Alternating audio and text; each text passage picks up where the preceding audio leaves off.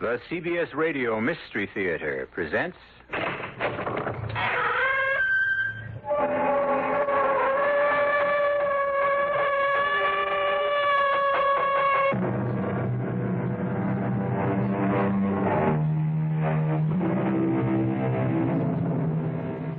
Come in. Welcome. I'm E.G. Marshall. I invite you now to join your imagination with that of Edgar Allan Poe, so that together you can create a tale of intense horror, to say nothing of mystery. You would have no better companion for such a joint venture, surely, because in all the world there's never been a more accomplished master of the macabre, the terrifying, the grisly. Master, did I say? Correction. Genius. In proof of which, listen. Come, Elvira. Let's go to our cabin and get a good night's rest for a change. I'm tired of walking this deck in the fog. Chilled to the bone. I don't want to go to our cabin, but... well, there's no place else, I suppose.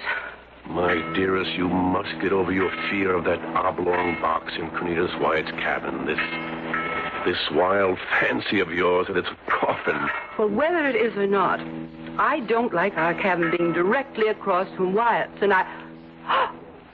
What is it? There, at the rail. Wyatt and a woman. And the woman is not his bride, Rachel. No, I can see that. But who is she then? Unless I'm mistaken, Will. Unless I'm very mistaken, she's the woman in the oblong box.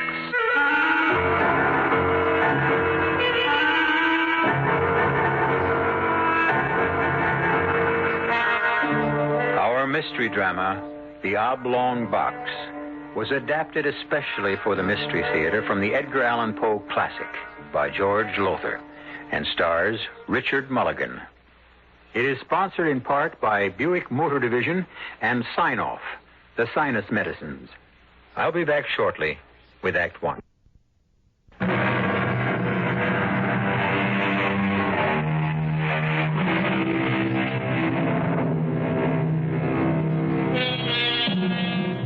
I've brought you in the course of our association many a strange and terror-ridden tale, but believe me, none that can surpass that which you're about to hear. It begins aboard the sailing ship Independence in the harbor of Charleston, South Carolina, in June of 1897. William Hopkins, an attorney of some importance, and his wife, Elvira, are standing by the ship's rail near the gangplank, watching the arrival of passengers with more than ordinary interest. Will, it's close on departure time. Are you sure Cornelius Wyatt and his bride will be aboard? Oh, it said so in the Charleston Herald yesterday, and I checked the passenger list, which plainly states Mr. and Mrs. Cornelius Wyatt, cabin C and D. The cabin's directly across from ours. But why two? One for Cornelius and his wife, and the other for, well, very likely they'll have a servant with them. Oh, Cornelius has gone far since our college days together 20 years ago. He's a world-famous artist now. Do you think he'll remember you? Oh, my dear Elvira, we were the closest of friends. I must admit, of course, that we didn't keep the friendship up through the years, but... oh, yes, he'll remember me and well. And there, by heaven, there he comes. Where? Where? The carriage that just came onto the dock. The man in it is Wyatt, and the woman at his side must be his lovely new bride, Rachel. But what in the world is in that wagon behind them? Will, it's a coffin. No, Elvira, no. That oblong box doesn't contain a corpse. It contains a priceless painting, a copy of Leonardo da Vinci's Last Supper, done by his student Rubini. It's priceless. How do you know all this? The newspapers. There were several stories about Wyatt buying the painting and having a carefully boxed for the voyage to New York. Well, it certainly looks for all the world like a coffin to me. You must remember, dearest, the painting is 6 feet long and 2 feet wide and requires a box of that size. Wyatt and his bride are coming up the gangplank. I can't wait to see his face when he discovers his old friend Will Hopkins. All right, mind handle that box with care, will you? You hear me? With care. Oh, I'm anxious to see the face of his bride. That's a pretty heavy veil she's wearing. She's beautiful, absolutely ravishing. Why, Will, you've met her. You know her. No, but I know Cornelius Wyatt. He could never stand an ugly woman, not even a plain one. Oh, no, nothing but the most beautiful of the female sex for good old Wyatt. You fools, careful, I said. Incompetent idiots. I'll speak to Captain Hardy about this. And you, sir, where can I find Captain Hardy? I'm afraid I don't know, Cornelius. Cornelius? You address me with a familiarity, sir, that I don't... hold a moment. You're... Will Hopkins. Your old college friend, Will Hopkins. Oh, yes, so you are. Well, you certainly don't seem very happy to see me again after all these years. No, most happy. Great pleasure, but I'm a bit upset at the moment. Good Lord, sir, what are you brainless sailors doing with that box? Damn it!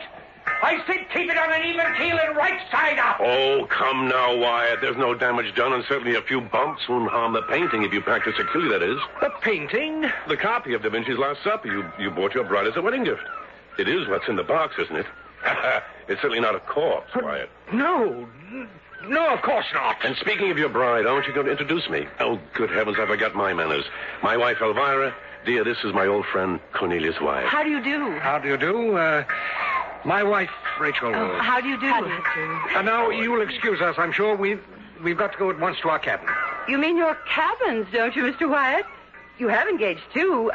We'd expected you to have a servant, Lord. No servants. Luggage. Our luggage will go into the second cabin. But you don't have enough luggage for... Oh, the Oblong box, of course. You'll need the extra cabin for that. Come along, Rachel. Oh, no, but wait now, Wyatt. Wait a moment. Surely we're going to have the pleasure of seeing your bride. I mean, won't she raise her veil so we can look at this beauty you've married? Why, yes, I dare say. Rachel, my dear, will your veil... Not the beauty you expected, Hopkins? Well, no, that is, yes, most attractive. You are indeed most attractive, Mrs. Wyatt, or Rachel, if I may. Oh, of course you may. And now you must excuse us. You men with the box, follow me, will you? And please be careful. Take care of it, will you? Take care. Take care of that. Well, it's right.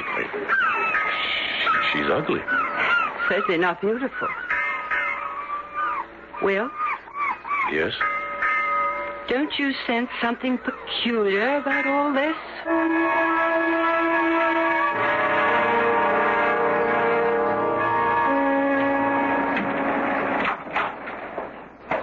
Will?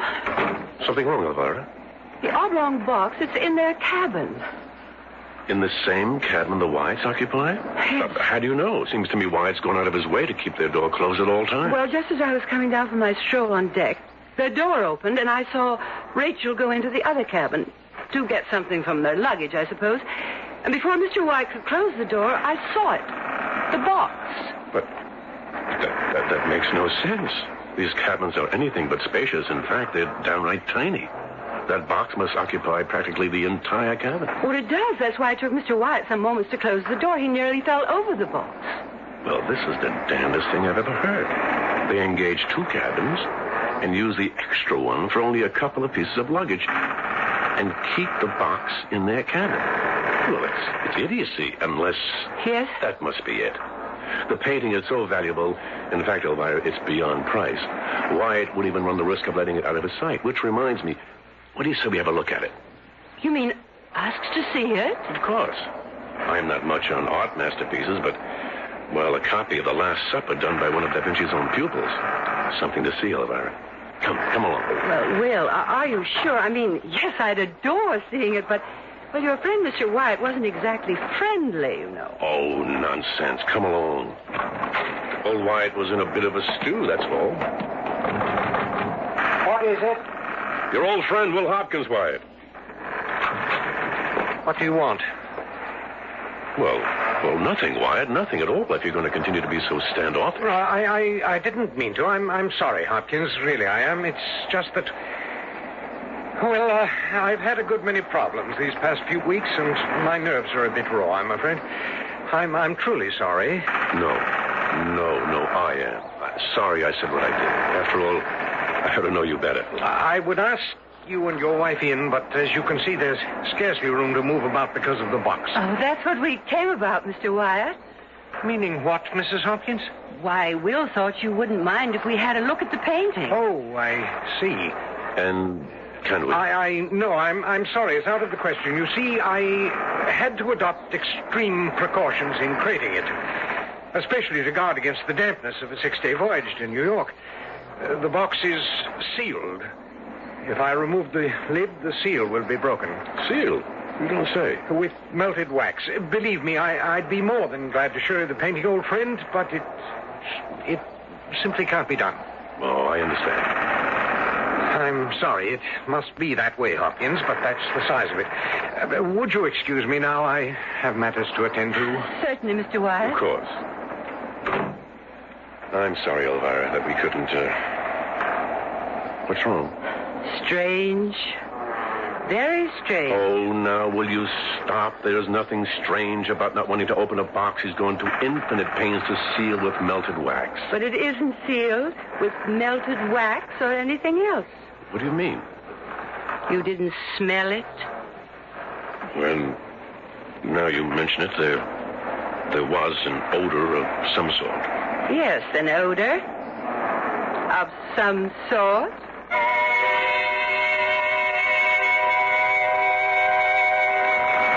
Come to bed, Will. It's 11 o'clock. Don't know, Elvira. Thought I might take a stroll on deck before turning in. Oh, no. Do you think that's wise? There's a gale blowing. Elvira, when it comes to exaggeration, no one can match you. I'd hardly call that a gale out there. A stiff wind, perhaps, but not a gale. When it comes to splitting hairs, what's the difference between a gale and a stiff wind? I wouldn't know. Now, Did you hear anything more about that leak in the hold? Oh, yes. I talked to Captain Hardy. No problem. They caulked it without much trouble. Strange, though, that... All right, I'm sorry. But it is strange that this ship was in dry dock for 3 weeks being recaulked before we sailed. Oh, it's the kind of world we live in, Elvira. Nobody cares about doing a good workmanlike job anymore. I'm going on deck for around 10, 15 minutes. Oh, do be careful, Will. Don't get blown overboard by that stiff wind. Oh, don't worry. What? Will? But what is it? Well, this is the damnedest thing. The damnedest thing. What? Wait a minute, wait. Well, I'll be... Will Hopkins, if you don't tell me what you... Rachel Wyatt. She just came out of their cabin, looked up and down the passage to be sure she wasn't seen, and then, Elvira, she went into the cabin where they keep the luggage. Well, maybe she needs something out of it. Then why did she lock the door? Locked it? Locked it. And why did she look up and down the passage as if she were doing something secretive? Well, since I'm no longer permitted to say I think something is strange. Shh. Listen. What is that? It's coming from the Wyatt cabin, and it sounds to me as if Wyatt's prying off the lid of that oblong box. You're right. That's exactly what it sounds like. Exactly what it was. Then it couldn't have been sealed. I told you that. But why would he lie? Especially to an old friend. Well, Will, I may be given to exaggeration, but you are naive. Cornelius Wyatt no longer considers you an old friend or even a friend. He doesn't want anything to do with you. As for why he lied because he doesn't want you or me or anyone else to know what's in that box. What's really in that box. Shh, listen. What's that? What's he saying? He's crying as if his heart would break. This is terrible. Poor Wyatt. He's in agony, Elvira. Yes, I can hear him. Poor man. Will, what is he crying over? It can't be the painting, even if it had been damaged when those sailors bumped the box. Elvira, it can't be that. It isn't. Isn't? I told you I've had this feeling all along. This sense of something. You know. And now I'm sure. It isn't a painting that's in that box, Will. It's a corpse. A corpse? And the question that I've been asking myself all along is, whose corpse?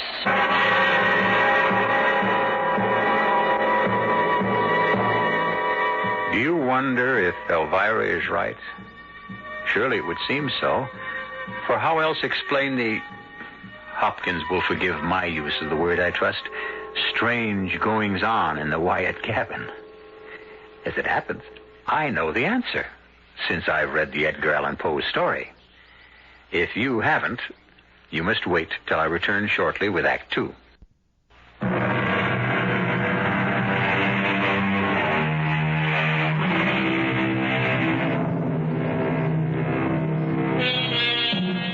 Well, now, where were we?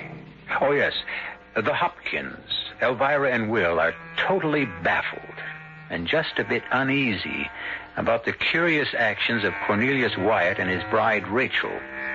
As the sailing ship Independence makes its way from Charleston, South Carolina to New York, Will and Elvira burn with curiosity to know the contents of the coffin-like oblong box Wyatt brought aboard. Rachel has spent the entire night in the other cabin. Now, what kind of way is that for a newly married couple to act? Her in one cabin, him in another, sobbing and crying his heart out all night long. Maybe they had an argument, a lover's quarrel. Oh, Will, you don't believe that, and neither do I. She didn't act as if they'd quarreled when she came out of the cabin, did she? No, acted secretive, as if she didn't want anyone to see her going from one cabin to the other. And then we heard him prying the lid off the box. The box he claimed was sealed. And we've heard him sobbing all through the night. I've said it before, Will, and I say it again. He's not carrying any valuable painting in that box. He's carrying a corpse. But that's impossible. The captain would never allow it. A corpse on board a ship is thought to be a jinx. If the crew even suspected there was a corpse in that box. But they don't. Wyatt has cleverly hoodwinked them and everyone else with the story that the box contains that painting, that copy of Da Vinci's Last Supper. No, Will, I tell you... Shh, listen. Oh, he's nailing the lid back on. What time is it? 6 a.m. Then for 7 straight hours since 11 last night, he's been crying over whatever's in that box. Shh, wait. I think I heard... What? Heard what? Let me just open our door a crack. There, Elvira. Just as I thought, Rachel has just come out of the adjoining cabin. Yes, looking up and down the passage to make sure she isn't discovered. And there she goes, back into Wyatt's cabin. Well, I'll be damned. I'm frightened. Right down to my toes. Frightened to death.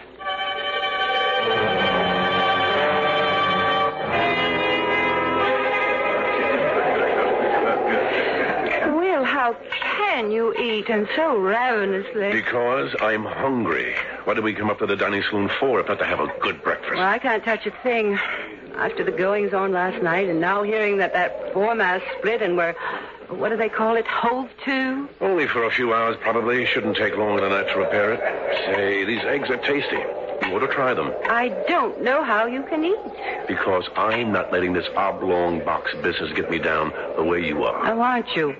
You can see I'm not. And you know why? Because I've decided to take the bull by the horns and find out what is in that box before this day is out. That's why. And how exactly do you propose to do that? Don't know yet. Got to figure it out. In fact, I think I just have. What do you mean? Wyatt and his bride have just come into the saloon, see? Yes, and they've seen us. They've changed direction and headed for that table way over in the corner instead. Listen, I'm going down to their cabin while they're having breakfast, and I'm going to find out what's in the box. Oh, no, you can't do that, Will. What if they discover you? That's where you come in. You're going to see to it that they stay right here in the dining saloon till I get back. Well, how can I possibly Just go over to their table and start a conversation and keep it going until I return. Oh, Will, I can't. You can. They're just ordering breakfast, all right? All right. I'll be back in 20 minutes or so.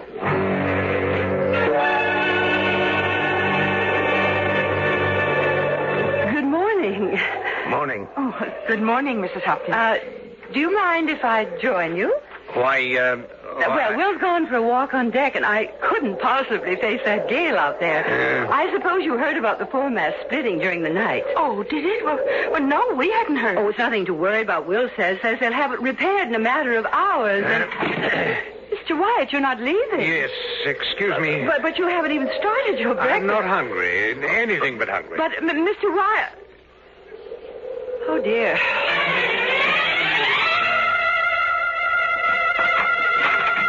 What in the...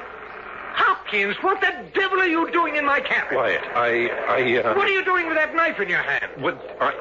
You see... You were going to pry the lid off this box, weren't you? Off my box, my personal property. Ever since you set eyes on this box when I brought it aboard yesterday, you've been ravening to find out what's in it. Nonsense. That's nonsense. I know what's in it. You yourself told me. A priceless copy of Leonardo da Vinci's Last Supper. But you don't believe it. No, of course I do.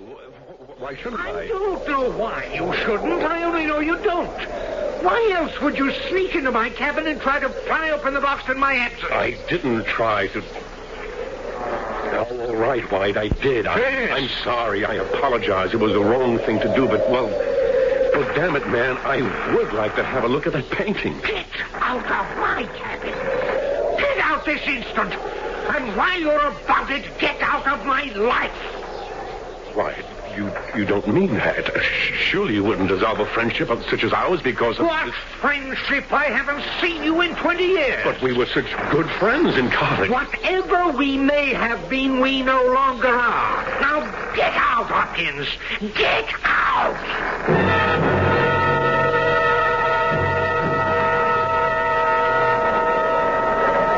Mrs. Wyatt, how nice to find you here in the lounge. Oh, Mrs. Hopkins. Reading Godet's ladies' book, I see. Yes. I don't know about you, but I don't in the least care for the latest styles. Do you? Oh, well, they're all right, I guess. Oh, my dear, with all your money, I should think you'd be intensely interested in fashion. Though I did notice, you'll forgive my mentioning this, won't you? An older woman giving advice to a younger sister. I did notice that lovely, expensive dress of yours could fit a little better. Proper fitting is so important, don't you think? Oh, yes.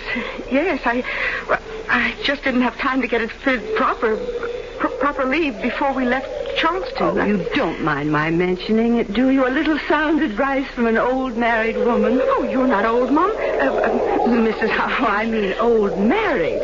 Married many more years than you and Mr. Wyatt. In fact, you're not married even a week, are you? Oh, a few days or so. Happy days, I'm sure. Oh, yes. And nice? Mr. Wyatt. Mrs. Hopkins? Your dear wife and I were just discussing... I would prefer, Mrs. Hopkins, that my wife and you discuss nothing, either now or at any other time. Why, Mr. Wyatt... I have already made plain to your husband, as I'm sure he will inform you, that I no longer consider him my friend and wish to have nothing whatever to do with him. And that, madam, applies to you as well. Come, Rachel. Yes, sir. I mean, Cornelius.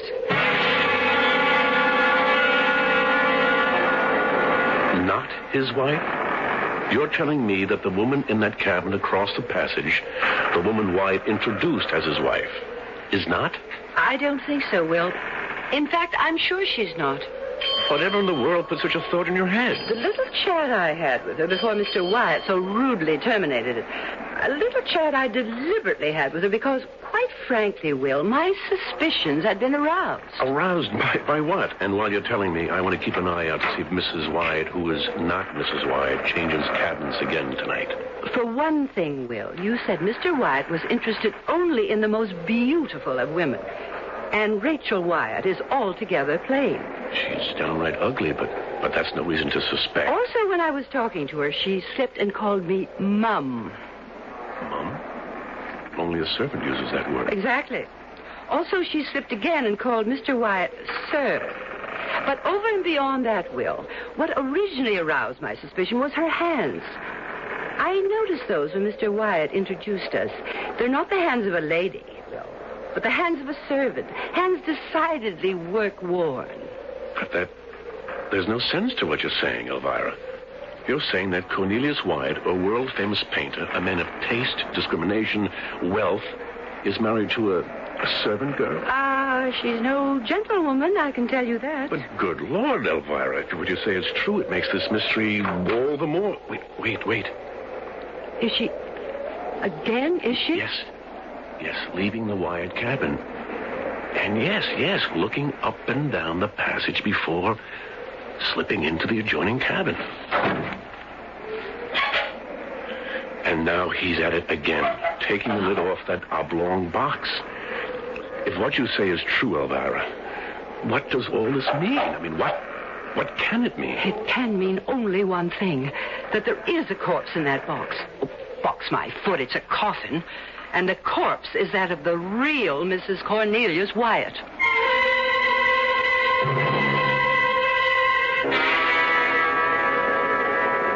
We'll come to bed. It's no affair of ours. Maybe not of yours, but it is of mine. If Wyatt's in some sort of trouble, if he needs help and for one reason or another is shy of asking for it, it devolves upon me as his friend to assist him in any way I can. After what he said to you and me... Oh, one must make allowances if the trouble he's in is so serious, so unbearable, so... Elvira, I'm going over there. To his cabin? Oh, Will, surely not. Yes. Well, it's 3 o'clock in the morning. I don't care what time it is. It's the least I can do, the very least. Now, Will, listen. I'm going over there, I tell you. All right. I know you better than to try and stop you. Just let me get my robe. You stay here. Oh, no. I'm not letting you go over there at 3 in the morning alone. You ask me, that man is dangerous. Dangerous? Wyatt, don't be silly. Oh, don't you? There. I've got my robe on. If you still mean to go, then let's go. All right. Come along. I'll knock. Wyatt? Wyatt, it's me, Will Hopkins. Open up. Wyatt, do you hear me? It's very quiet in there, not like last night when he spent the whole night crying and sobbing and carrying on like I don't know what. Wyatt? Let's go in, Elvira. Will, the cabin's empty. And so is the box. What? Look, the box is open and there's nothing in it. Neither a painting nor a corpse.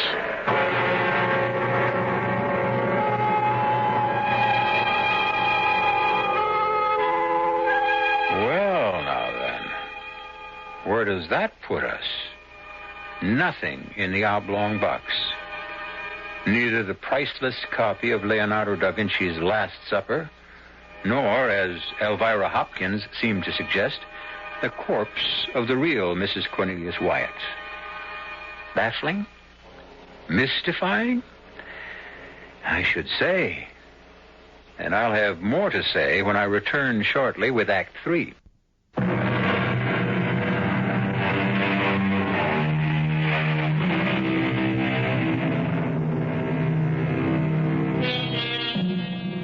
Surprise. No, shock is the word to describe the feelings of Elvira and Will Hopkins when they discover that the coffin-like oblong box contains neither that priceless painting nor a corpse. My bump of curiosity is as fully developed as anyone's, I'd say, and frankly, at that point, I'd have dropped the whole business, but not Elvira and Will Hopkins. Not only had their curiosity been sharpened to a keen edge, but, as Will said... Wyatt's in trouble, Elvira. Serious trouble. But there's nothing in the box, so why do you think he's in trouble? Because there was something in it, and whatever it was, he acted, well, damn strange.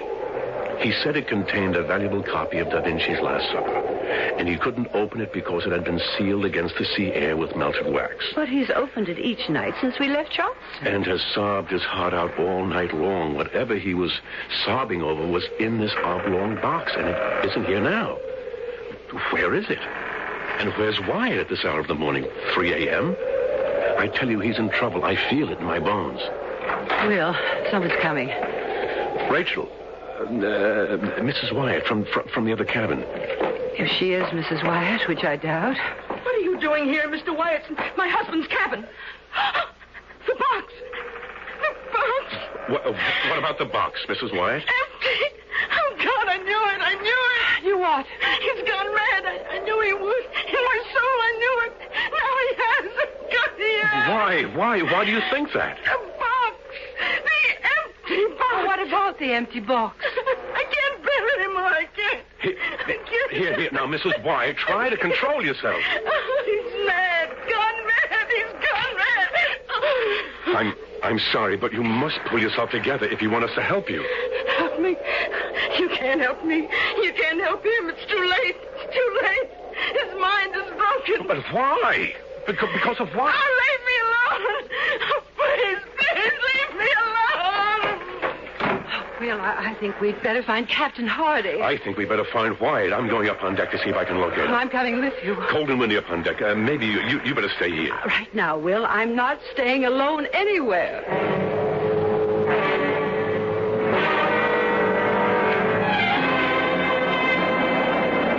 Oh, you were right. It's colder and windier than I thought it would be. Here, put my jacket around. No, Will, I'll be all Do right. as I tell you for once. Oh, yes, Will, yes. Oh, thank you, dear. That is better. Now, come on, let's see if we can find him. Will. Well, there he is, standing at the rail, gazing off across the water. There's someone with him. A woman standing beside him. One of the passengers. Maybe, only if it is, I've never seen her before. Well, I didn't get a good look.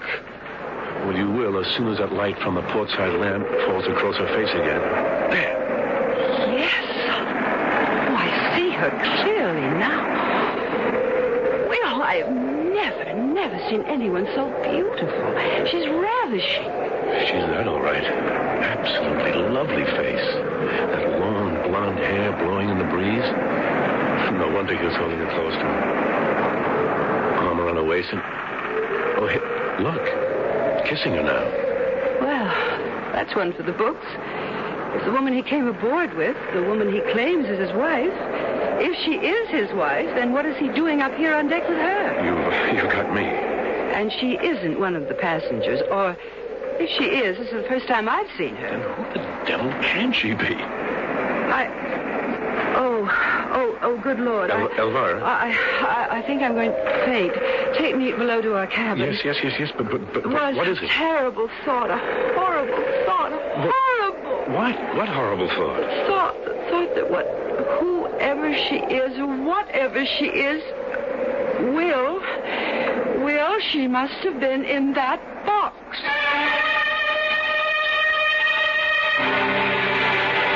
Madness. Absolute madness, Elvira, to even think such a thing.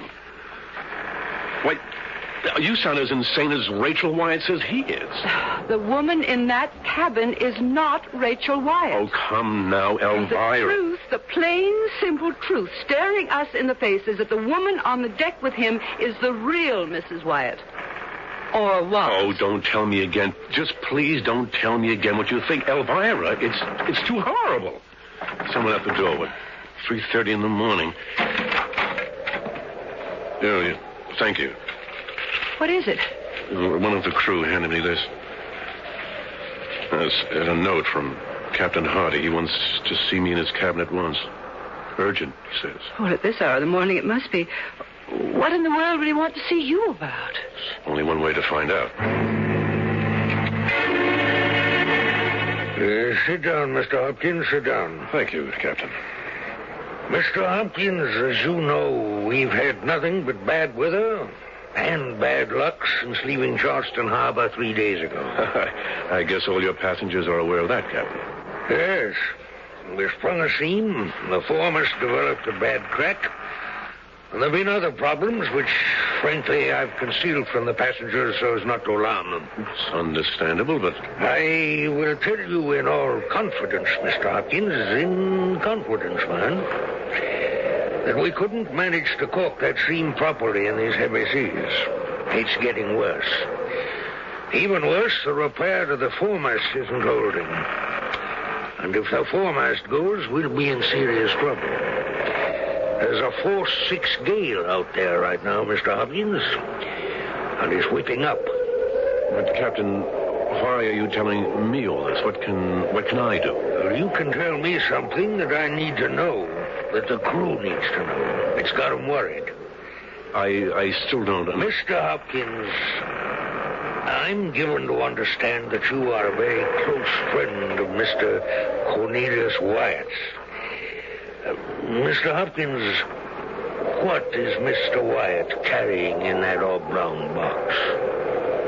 Why, a copy, a priceless copy of The Last Supper by Leonardo da Vinci. Have you seen it? No. Well, the crew are beginning to think that it contains a body, a corpse. And that because of it, this ship is jinxed. Yes, I'm aware of the superstition. I find myself in a position where I must assure the crew that their suspicions are unfounded.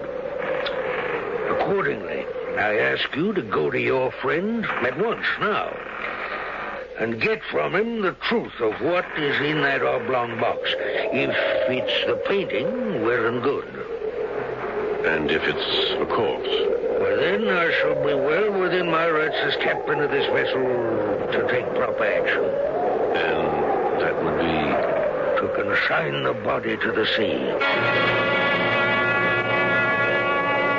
For God's sakes, Elvira, what sense is there in asking Wyatt to show me what's in the box when he's damn well going to refuse? And when we've got a pretty good idea of what is in the box. Then you agree with me finally. You think it's a corpse. I don't. I think it's the woman we saw on deck with Wyatt. And you know the thought that crossed my mind about that. A thought too horrible, just too revolting, gruesome even to contemplate. Who would take a corpse on deck? Who would make love to a corpse? A madman would. A man who'd gone out of his mind. If you ask me, Captain Hardy's worst fears and realize the foremast is broken. Will, that bell. Will, isn't that the signal for the boat station? God help us, it is. Oh, Will, what's going to happen to us? What are we going to do? Head for our boat station, that's what. Come on, come on. Oh, wait, with my jewelry. The hell with the jewelry, woman. Come on. Now, who can that be? Oh, Mr. Hopkins, help me. Help me. Mrs. Wyatt. I'm not Mrs. Wyatt. I'm not his wife. I'm only a servant. A married servant. Oh, help me. He's gone mad. I'm his wife and servant. Hers. Rachel Carruthers. Her servant until she died within 2 days of her marriage. Died within 2 days? He went out of his mind with grief. He didn't know what he was saying or doing. All he knew, all he could think of was they'd planned this voyage for their honeymoon, and there was no stopping him. He would take her on the honeymoon he promised. Take her dead or alive. Take her dead. God in heaven, how right I was. How horribly right. Never mind that now. We're wasting precious time. Come on. We must get to the lifeboat. But what about him? Him? Wyatt? Yes, he's in there now, sitting beside her coffin. I tried to tell him we were in danger, but he wouldn't listen. All right. I'll see what I can do. Elvira, you and Rachel and Mary, whatever, get to the boat. Oh, but you... I'll join you. Will. I promise I'll join you, but I must try to save Wyatt if I can. Go now, the two of you. Go. No, not without you. Remember, I'll not go without you, Will. Wyatt. Yes? Wyatt, the ship's in danger. It may be foundering. That bell you hear, it's a call to all boat stations. Oh. Wyatt, stop sitting there staring at a corpse. Corpse? The corpse, the body of your wife, your dead wife. She's not dead, Hopkins. That's what they said, the doctors, but they were wrong. Only sleeping. She's only sleeping, Hopkins. And soon she'll wake up very soon now. Wyatt. Isn't she beautiful? Isn't she the loveliest creature you ever seen on this earth, Hopkins? Will you listen to me? The ship is foundering. If we don't get to the boats, we'll drown. Wyatt will drown. Drown? Did you say drown? Yes. Oh, no. Drown. No, Hopkins, she'll not drown. Not my Rachel. Rachel, dear. Can you hear me? Wyatt, what are you doing? Come, darling. Time to wake up. Sweetheart. In heaven's name, man, she's dead. Rachel. Dead, do you hear me? I can't wake her. Deep asleep, in a deep sleep, Hopkins. And help me. How? Lend a hand. I've got to get her on deck into a lifeboat. Can't let her drown. Give me a hand here. You're not going to try to get... What else can I do? She's sound asleep. She's dead. Dead. There. She's sitting up. Oh, good Lord. Now we'll just... Hopkins, if you'll only just please help me to get her out of this box. Wyatt, come to your senses. There. She's on her feet. Oh, my Lord. In a deep sleep. But that's all right. I'll walk her. We'll walk her up to the boats. Get your arm around her, Hopkins, on the other side. No. Hopkins, I can do this alone, but it would help if you... No. Damn it, Hopkins! Will you please? No!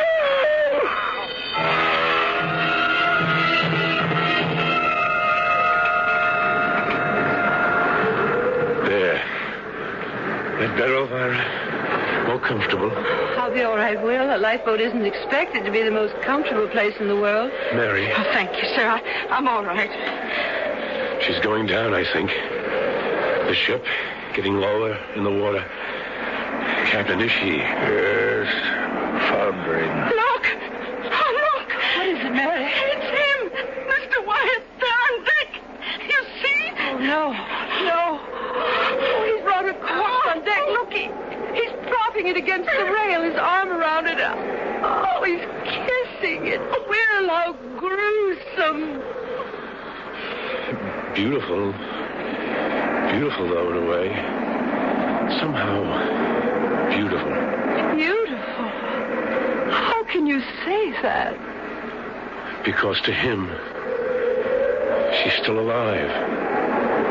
And if there is a life after death, she must know that few men have ever loved a woman as he loves her. She's going now. My ship. Going. And they with her. Please, God, be with them. Please.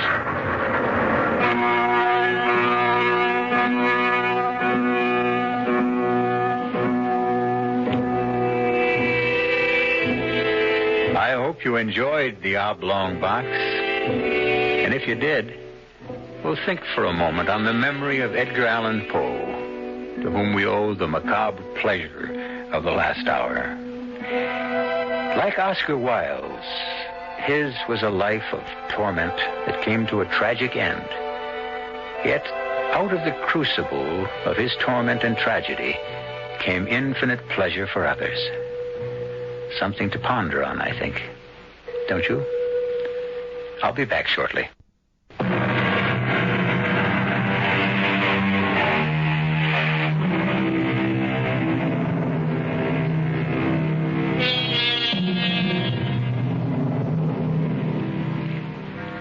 I heard recently that a little cottage on the Grand Concourse in the borough of the Bronx, New York City, is to be torn down. Why? Because it is constantly vandalized, and the city can no longer afford to keep it up. When I was very young, I went to visit it more than once, and stood in the tiny room where a beloved young wife died, and a grief-ridden husband drowned his grief in alcohol, but where he also wrote the story you heard tonight. I say no more. What more is there to say? Our cast included Richard Mulligan, Grace Matthews, Bryna Rayburn, and Kurt Benson. The entire production was under the direction of Hyman Brown. And now, a preview of our next tale. Go on. I don't know that I can. I've never understood what made these people what they were, but this I know. There are angels on this earth and there are devils. And you, madam, I say it to you, even in your dying moments, you are a devil. I don't blame you for looking at me like that. I spoke on impulse. I'm ashamed. Ashamed? You were the first man who has ever dared to... Berenice. Stay away. Stand back. Don't touch me. Only listen. You will be haunted by the magnet that drew you to me. The weapon with which I ruined your life and will destroy you. My smile, Ernest. My smile. No. Look at me. Radio Mystery Theater was sponsored in part by Sign-Off, the Sinus Medicines, and Buick Motor Division. This is E.G. Marshall inviting you to return to our Mystery Theater for another adventure in the macabre.